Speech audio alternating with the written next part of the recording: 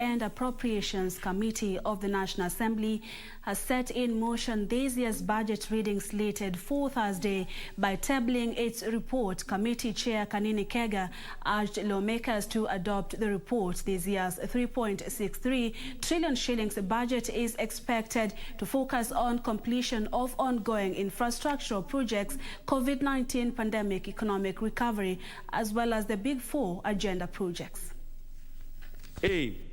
Approves the issuance of a sum of Kenya shillings 1,945,671,474,883 from the consolidated fund to meet the expenditure during the year ending 30th June 2022 in respect of the votes contained in the first schedule of the order paper, subject to paragraph C, that is Committee of Supply.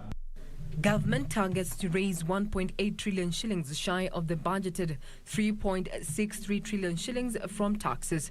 The Budget and Appropriations Committee of the National Assembly, Kanini Kega, who tabled the committee's report, asked legislators to adopt the report as he sought approval of the issuance of the 1.95 trillion shillings from the consolidated fund to meet expenditure for the next fiscal year that starts next month.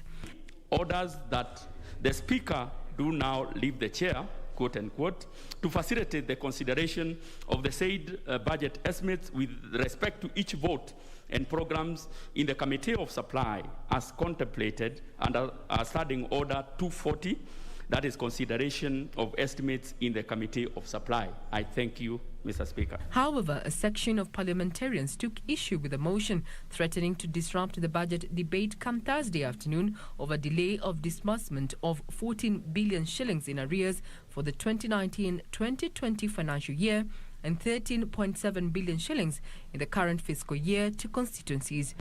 Mr. Speaker, I'm not making threats, but I'm telling Treasury, if we don't get the funds before Thursday, the speech that targets the budget will not continue this flow, Mr. Speaker. It's not fair to discuss about the budget for next financial year, yet we have not done for this financial year. The 290 constituencies in the financial year 2020-2021 were allocated a total of 41 billion shillings, translating to each constituency at least getting 141 million shillings. However, National Assembly Speaker Justin Muturi asked the legislators to follow due process. Well, the member stood on a point of order. Well, of course, for those who are involved in this matter, you just take into consideration the fact that the financial year ends on 30th of June. And therefore, if what the Honorable Kanini Kega said is anywhere near the truth, then those who are responsible for a situation in which not everything has been disbursed to the CDF should take note. But also to give comfort the Honorable Serem, the Honorable Kanini Kega has just given notice of the motion to be moved in Committee of Supply. And I'm sure, it's also good to know some of these procedures.